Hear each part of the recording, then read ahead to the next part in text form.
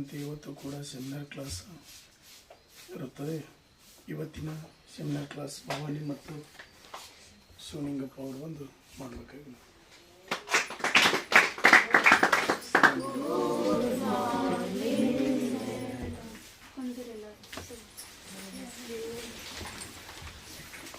ನನ್ನ ಹೆಸರು ಭವಾನಿ, ನನ್ನ ತಂದೆ ಹೆಸರು 10th ಕ್ಲಾಸ್ನ ಓದ್ತಾ ಇದ್ದೀನಿ. ಈಗ ನನ್ನ ಪರಿಚಯ ಆಯಿತು, ಈಗ ಎಲ್ಲರಿಗೂ ನೀವು ಪರಿಚಯ ಮಾಡ್ತೀನಿ.